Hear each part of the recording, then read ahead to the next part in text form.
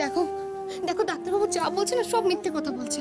ওই জয়িতা ডাক্তারবাবুকে টাকা দিয়ে জয়িতা যা খুশি বলুক দিয়া, যা খুশি বলুক।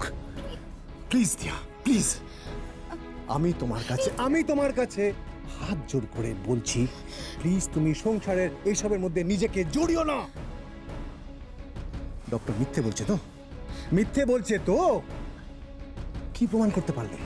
হ্যাঁ, উল্টে বাড়ি শুদ্ধ লোকের সামনে নিজে মিথ্যেবাদী সাজলে। তোমায় কি করে বোঝালে তুমি বুঝতে পারবে বলো তো দিয়া? এই সংসারের পলিটিক্স, কার লাভ হলো কার ক্ষতি হলো এসব যাচাই করার পজিশনে তুমি নেই দিয়া। তুমি শুধু তোমার খেলাতে কনসেন্ট্রেট করো। যুক্তি, তর্ক, প্রমাণ এসব দিয়ে তুমি অন্যায়ের এগেইনস্টে লড়াই করতে পারবে না। তোমাকে তোমার র্যাকেট দিয়ে লড়াই করতে হবে দিয়া, র্যাকেট দিয়ে জিততে হবে দিয়া, তোমাকে জিতে লড়তে হবে। দেখো, আমি কি করে তোমাকে খেলাবো, কি করে তোমাকে বেস্ট কোচিং দেব, কি করে তোমার আরো ভালো খেয়াল রাখতে পারবো, এসব ভাবতে ভাবতে আমার রাতের ঘুম উড়ে গেছে দিয়া। আর তুমি দিয়া, আর তুমি সংসারের এই তিস্তা, রক্তিম, জয়িতা, বাবা কি বললো, মা কি বললো, এইসবের মধ্যে ঘুরপাক খাচ্ছ। কিন্তু আচ্ছা, ওদের বাদ দিয়ে তো আমার জীবন নয়। বাদ দিতে হবে দিয়া, স্বার্থপর হতে হবে, শুধু নিজের কথা ভাবতে হবে, শুধু নিজের কথা। তোমাকে এখন শুধু সামনের স্টেট চ্যাম্পিয়নশিপ জেতার কথা ভাবতে হবে, আর কিচ্ছু নয়। ওটা হাতছাড়া করলে চলবে না দিয়া। তার উপর আবার অতগুলো টাকা আমার হাতছাড়া হয়ে গেল। এখন যে আমি কি করবো আমি সেটাই বুঝতে পারছি না। এই দাঁড়াও দাঁড়াও, টাকাগুলো হাতছাড়া হয়ে গেল মানে? এই তুমি কোন টাকার কথা বলছো? কি হলো বলো না, কোনটা? কি হলো তুমি চুপ করে আছো কেন? বলো কোন টাকার কথা বলছো? এই কিসের টাকা বলবে তো? দিয়া, ওসব নিয়ে তোমাকে ভাবতে হবে না, তুমি শুধু খেলাতে কনসেন্ট্রেট করো, ওকে? না, তোমাকে বলতে হবে তুমি কোন টাকার কথা বলছো। বলো না, কোন টাকা হাতছাড়া হয়ে গেল?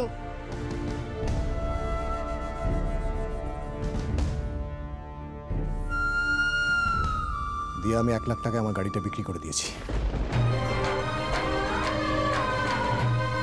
শান্তি,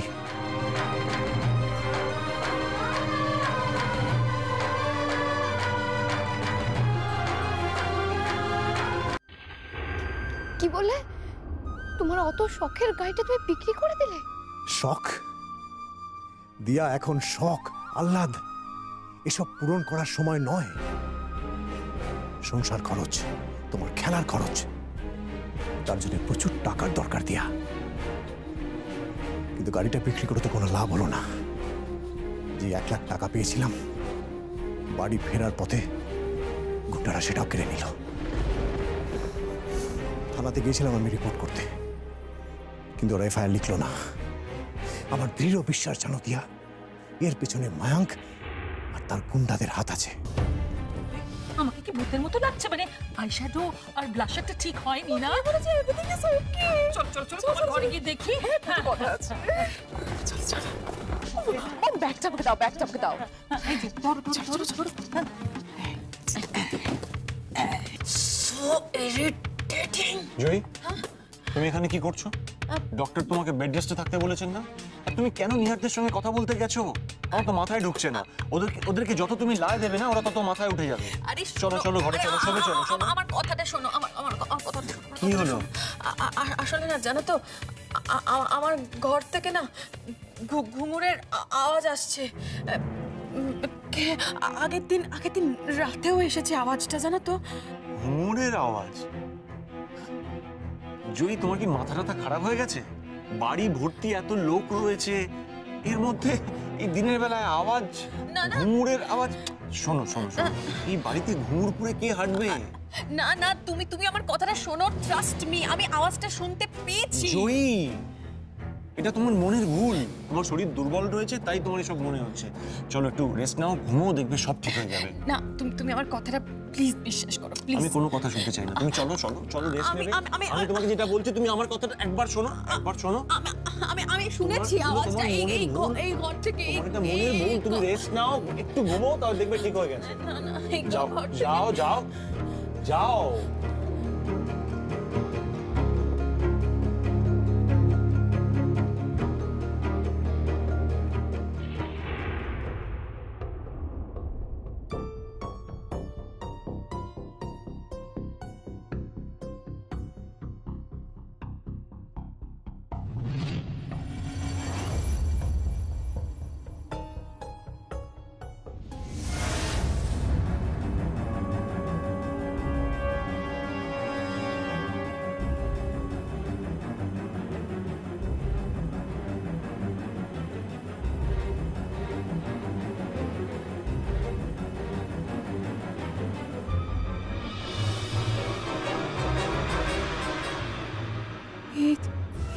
চেয়ারটা চেয়ারটা এই ঘরে কোথা থেকে এলো?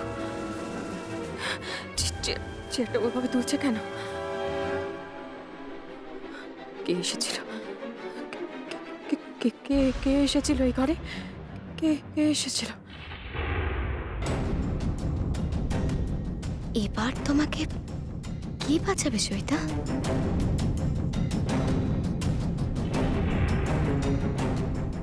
বলছি মম, সব বলছি। দেখো, ঘটেছে তো অনেক কিছুই। তার মধ্যে যে মেন দুটো ব্যাপার ঘটেছে, তার নাম্বার 1 হলো দিয়া আর দাদা ভাই এ বাড়িতে ফিরে এসেছে। আর ওরা এ বাড়িতে কিভাবে রয়েছে জানো? ভাড়াটে হয়ে।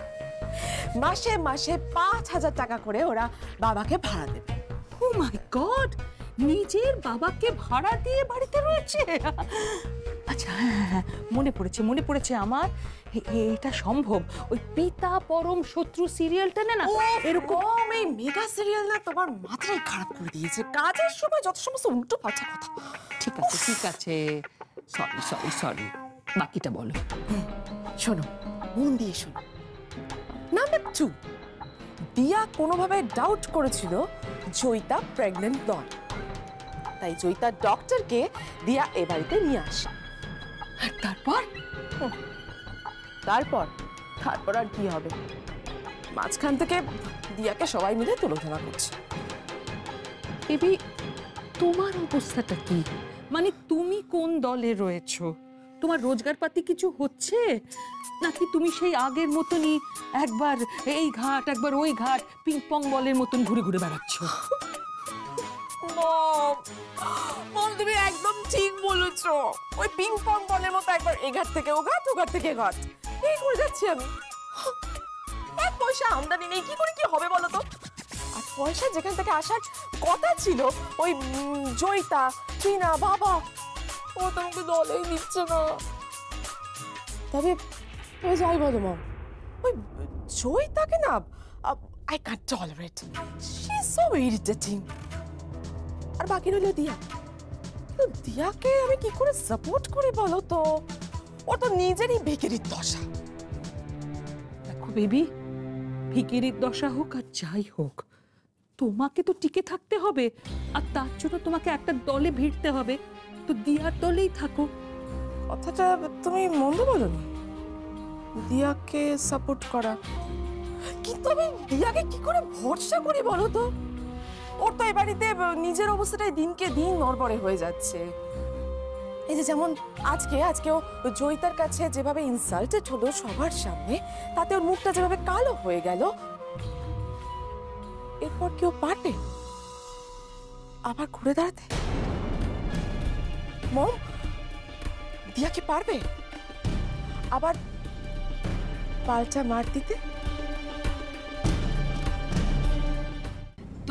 তোমরা কেউ আমার কথা বিশ্বাস করবে না, কিন্তু বিশ্বাস করো আমি সত্যি বলছি। ওই ঘরে ভূত আছে, কিছু তো আছে। দেখো, তোমরা আমাকে যা খুশি বলো, কিন্তু আর ও ঘরে থাকতে বলো না আমাকে প্লিজ। আমি ও ঘরে থাকতে পারবো না।